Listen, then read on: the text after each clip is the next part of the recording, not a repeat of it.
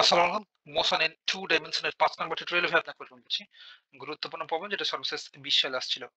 The form of complex potential অর্থাৎ জটিল বিভবের একটা ফর্ম দেয়া আছে is given by W equals to A Z square. আর W দেখে চিনতে পারছেন এটা হচ্ছে আমাদের কমপ্লেক্স পোটেনশিয়াল। আমরা এই কমপ্লেক্স পোটেনশিয়াল মূলত W দ্বারা ডিনোট করি কিংবা ওমেগা দিয়ে। আপনি ওমেগা কিংবা W এর যেকোনো একটা ইউজ করবেন বাট আমাদের বইতে W দেয়া। The find the velocity potential আমাদের বেগ বিহেভটা বের করতে বলছে আর স্টিম ফাংশন এবং আমরা জানি যে এই কমপ্লেক্স পটেনশিয়ালটা কিন্তু এই ভেলোসিটি পটেনশিয়াল এবং স্টিম ফাংশনের সাহায্যেই কিন্তু ডিফাইন করা হয়। সেহেতু এখন আমরা কাজটা শুরু করব। সলিউশন আমাদের দেয়াটা আছে কি ভাই গিভেন এই কমপ্লেক্স পটেনশিয়াল সিপি লিখলাম, হ্যাঁ complex potential W equals to A Z square. আর এই W ইকুয়ালস টু আমরা রিলেশনটা কি জানি, একটা টিউটোরিয়াল এইসব নিয়ে আমরা ডিসকাস করছিলাম যে velocity potential phi plus iota complex ভ্যারিয়েবলের মাধ্যমে লিখে থাকে, দেন হচ্ছে আমাদের সাই ফাংশনটা, সাই দ্যাট ইজ স্টিম ফাংশন। তাহলে এই ডব্লিউ ইকুয়ালস টু আমরা লেফট সাইডটাতে লিখে ফেলতে পারবো যে phi plus iota psi equals to A, এটা হচ্ছে কনস্ট্যান্ট জায়গায় থাকলো, আর জেড এটা হচ্ছে কমপ্লেক্স ভ্যারিয়েবল, আর complex variable Z equals to আমরা জানি এক্স প্লাস আয়োটা ওয়াই বা কমপ্লেক্স নাম্বার, তাই না? তাহলে আমরা এই পোর্শনটা জাস্ট লিখে ফেলবো যে x plus iota y whole square. এ এ যেটা থাকলো, আর এটা হচ্ছে এ প্লাস বি হোল স্কোয়ারের ফর্মুলা একবারে লিখে ফেলতে পারি x square plus two a v, তাহলে i x y plus b square.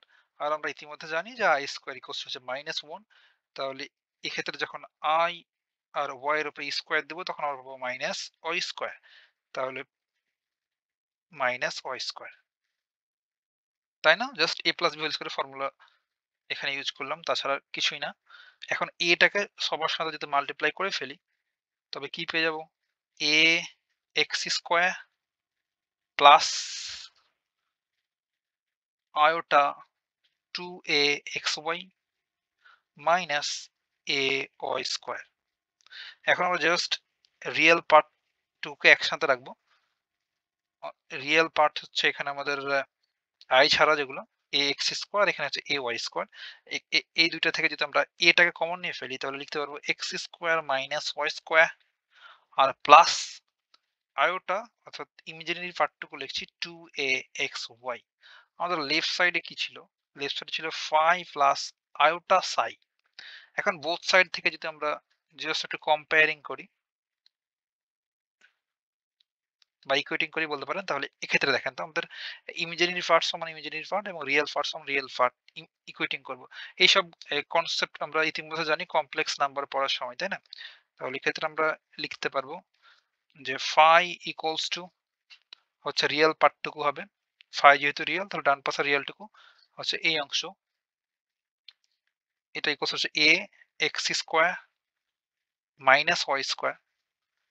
দেখেন তো ফাই হচ্ছে আমাদের ভেলোসিটি পোটেনশিয়াল, তাই না? এই যে ভেলোসিটি পোটেনশিয়াল আমরা পেয়ে গেলাম, এবং এই সাই হচ্ছে আমাদের স্টিম ফাংশন, এই যে আই এক্ষেত্রে আই যুক্ত পার্ট এক্ষেত্রে এই অংশটুকু, তাহলে সাই ইকুয়ালস টু লিখতে পারবো যে টু এ এক্স ওয়াই, আর সাই হচ্ছে আমাদের স্টিম ফাংশন।